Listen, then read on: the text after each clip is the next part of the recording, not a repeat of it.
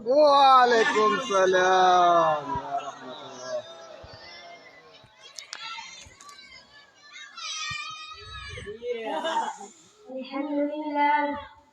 الحمد لله محدد الأخلاق، والصلاة والسلام على أفضل الخلق على الإطلاق، وعلى آله وأصحابه إلا يوم الطلاق. أما بعد، قال تعالى في القرآن الكريم: بسم الله الرحمن الرحيم. ألم كبروا بصر الحق يعنت الناس. وقال النبي صلى الله عليه وسلم: إنما بعثت لأتمم صالح الأخلاق. صدق الله العظيم، وصدق الرسول النبي الكريم، ونحن على ذلك من الشاهدين والشاكرين، والحمد لله رب العالمين. Segenap madah, puji dan syukur sama-sama kita harungi kepada Ilahi Rabbi Allah Rabbul Izzati, di mana Allah yang masih memberikan kesempatan kepada kita semua untuk menghirup udara segar yang tanpa kesombongan. Rahmat dan sejahtera kepada Muhammad Rasul Mustafa, suri tauladan kepada umatnya. Beliaulah yang telah merubah sikap watak manusia dari sikap keras kepala kepada sikap lembutnya jiwa. Pula kepada azan sahabat yang mengingatkan dirinya dengan baginda Rasul dengan memperjuangkan agama yang hak. Anak yatim tak mereka ikat, anak yatim tak mereka pikat, istri janda tak mereka hujat, bahkan nyawa menghilang tak mereka ingat. Asalkan bendera Islam berdiri tegak.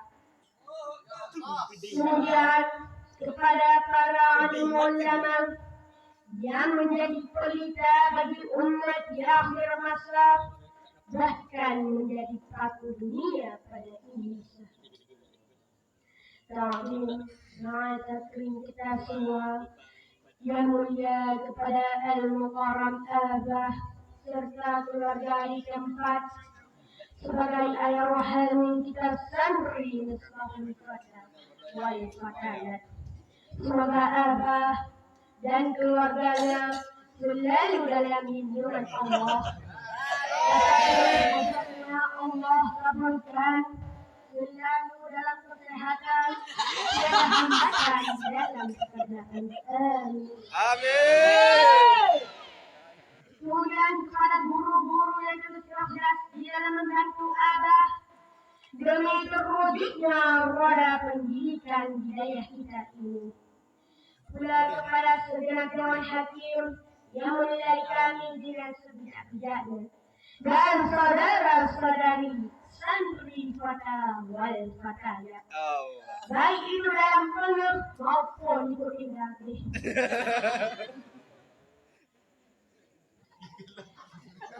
Saudara-saudara saya tabuni, dalam kehidupan seorang insan tentunya tidaklah terlepas dari sebuah sifat, baik itu sifatnya mahmudah maupun sifatnya mazmumah. Di mana sifatnya mahmudah ialah sifat yang mendekatkan kita kepada jalan yang mustaqim. Sedangkan sifatnya mazmumah ialah sifat yang mendekatkan kita kepada jalan keburukan. Maka pada kesempatan malam ini, ketiklah jiwa saya untuk mengetuk hati sendiri dan saudara-saudari sekalian untuk menjauhkan sifat mazmumah agar kita dicintai oleh Allah lewat sebuah pidato saya yang bertema: jauhilah sifat kesombongan agar hidup lebih tenang dan aman. Saudara-saudara saya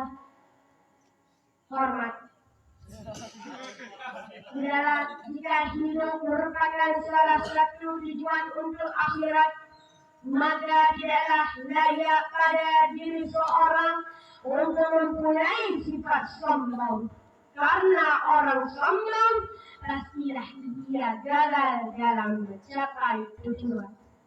Cobalah sejenak kita melihat dengan mata hati kita akan kisah-kisah orang yang terdahulu, di mana mereka banyak yang gagal di dalam mencapai tujuan, baik itu dunia bahkan akhirat, lantaran adanya sifat angkuh atau sombong.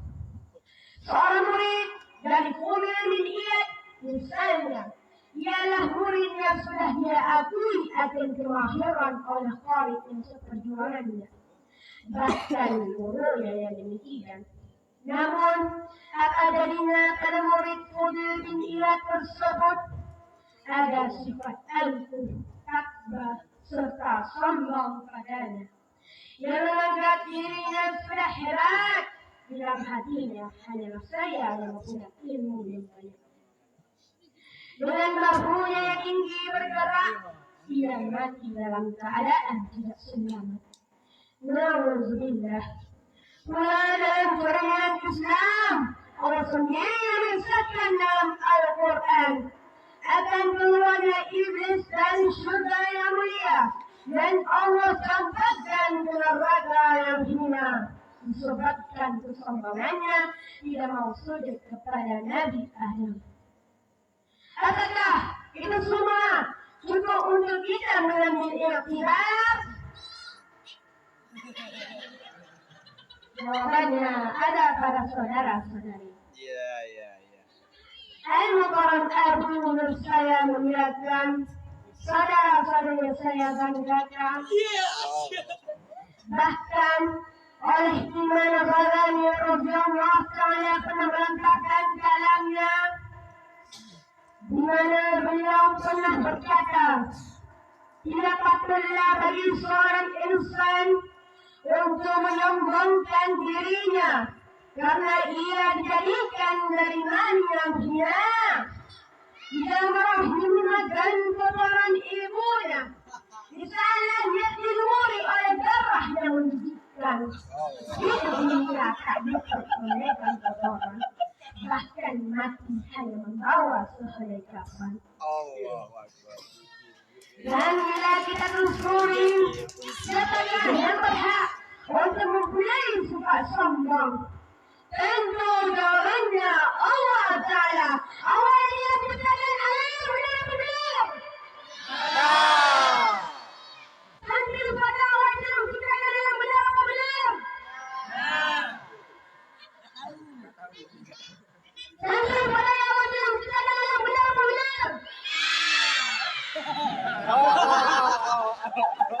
Wahai muslimin dan muslimat sekalian, di dalam kitab Hidayah menjelaskan untuk menjauhi sifat sombong pada diri kita, maka mestilah sering melirik ke bawah.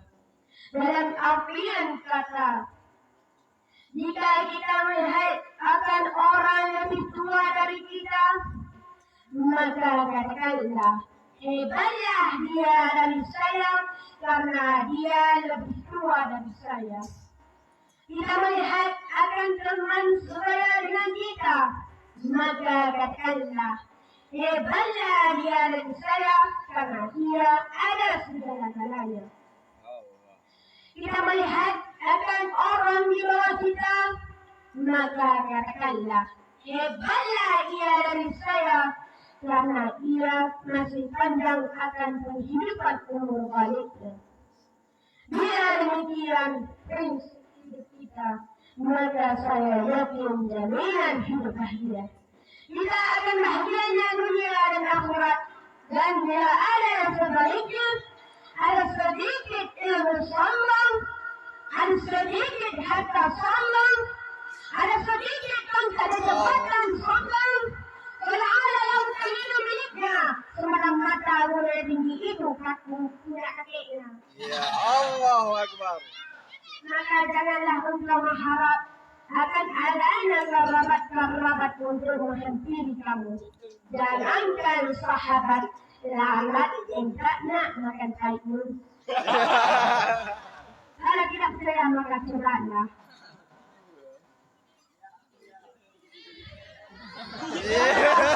Saya santuni. Sebab apa demikian halnya? Oleh Allah sendiri tidak suka orang yang semacam itu. Allah sendirilah yang amat takut untuk mempunyai sifat tersebut. Tapi beliau tetap menstandarkan dirinya. Cobalah kita melihat amat banyak Allah dalamkan firman-Nya dengan sebuah gambar mahmunya. Mengapa yang demikian Allah dalamkan dan semata-mata Ia yang Maha Mulia. Disitulah Allah memberikan sebuah pelajaran kepada diri kita untuk senantiasa berlaku tawaduk. Yang sesuatu masalah hanyalah kita yang menyelesaikannya. Tapi nama orang yang pula yang kita bernama, orang yang semacam inilah yang akan mendapatkan kebahagiaan yang hakiki. Dan bila ada sifat pada diri kita, jangankan sesama, manusia lain pun akan mendekati, hewan lain pun akan mengiringi.